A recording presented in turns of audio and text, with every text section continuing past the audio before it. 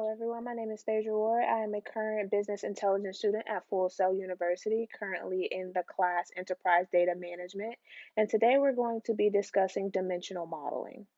The company we will be discussing today is Riley Rose Incorporated. They are the sister company of Forever 21. So Riley Rose is a Korean cosmetic company that was founded in 2017, and they strive to find trends around the globe to help aid in body and beauty positivity. So they aim to fuse the online possibilities with the real world to create a beautiful experience for women all over the world, meaning that they bring beauty items that are mainly found only online to physical stores so that it makes it easier for access. So, in order to create a dimensional model for this brand, we would have to talk about the four-step dimensional design process. The four-step dimensional design process contains the four key decisions that have to be made when designing a dimensional model. So, step one would be to select the business process. Now, the business process is the operational activity or activities that is performed by the company. So, for Riley Rose, we would implement on deciding where to open a new location. Next, we will need to declare the grain. So the grain establishes what a single fact table row represents. So this becomes the binding element for the entire design of the model. And the grain must be established before the company can choose any dimension or fact due to those elements having to be consistent with the grain. In our case, the grain would be the possible locations that the company is considering. Next, we have identifying the dimensions. So, the dimensions contain the descriptive attributes that are used by the business intelligence applications for filtering and grouping the facts. So, these elements should be single valued when they're associated with any given fact row. Our dimensions would be the state, the region, the demographic, and the number of surrounding beauty stores in the area.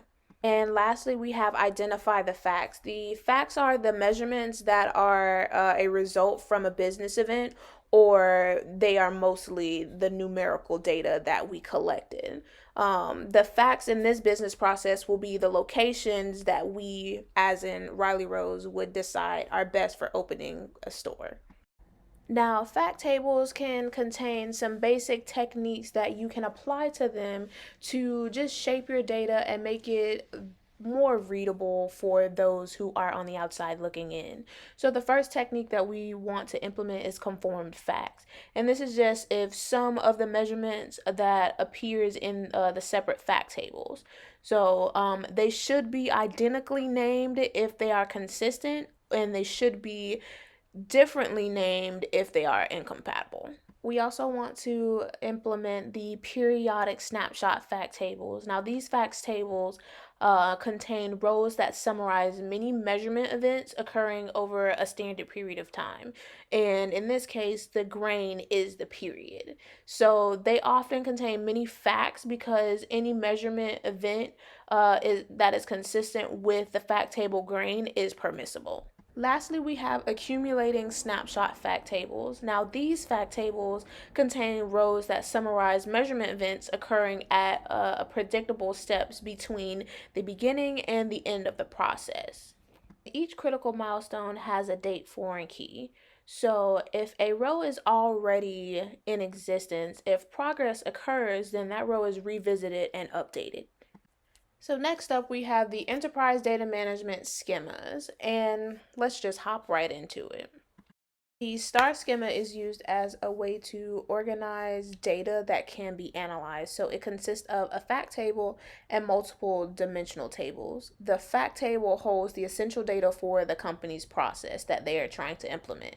The dimension tables will contain the descriptive attributes of the fact table. So the more dimension tables a STAR schema has, the more reporting abilities that it can provide.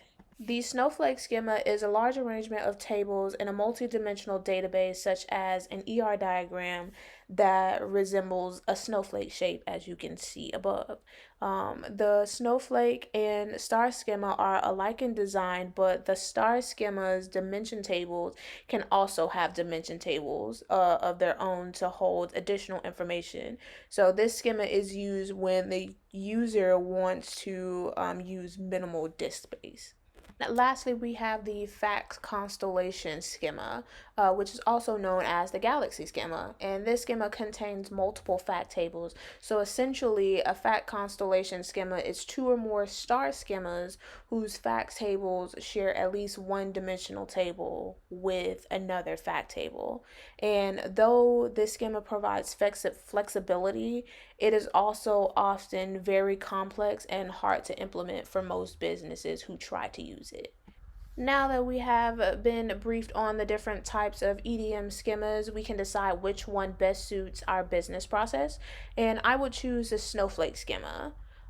This schema would be best for this particular business because the company may want to consider a couple different cities that reside within the same state. And we would also benefit from using this schema when we are entering the data in for the demographic. Now, these are just a couple different demonstrations of what data might be inside the dimensional tables. So, obviously, our fact table would hold the state, the country, as well as what part of the world it is in, just because Riley Rose is an international brand. So, location would be the city, the region, the number of beauty supply stores in the surrounding area, as well as the location demographic. The demographic table would be a subdimension table of the location table, just so you get the gist of how many African American, how many Hispanic, how many Indian and African and Asian are actually in that city that we're looking for, just because we do have a target demographic that we're trying to get a hold of. So these are a couple of the dimension tables that would be in our diagram that we would have to look at in order to decide where we're going to open our new location. And before I go, we are going to briefly discuss the available analytical process options. Now, the only option that I could find was the online analytical processing, or OLAP for short, which is a software that allows its users to analyze the information from multiple databases at once. It allows the user to extract the data and view it from different viewpoints. In my opinion, OLAP cubes are extremely useful. These features help to analyze big data rapidly from many perspectives at once, as I said before. So, by implementing an OLAP cube, you now have the advantage of multidimensional representation, high speed data processing, and the ability to use the familiar business expressions that you are accustomed to. Of course, with advantages come a couple disadvantages. So, when using the OLAP cube, some companies have had to deal with the high cost, the computational capability, and they've also had to worry about the potential risk that the cube has brought forward. So, you do have to take into account of how much it's going to cost the company to implement this process while creating your dimensional model, as well as the potential risk of putting all of your data online just because it is an online processor. Now we have come to an end to the presentation, and these are just the references that I used when providing you with the information that we talked about today. And again, I am Thasia Ward, a student at Full Sail University, and thank you for listening.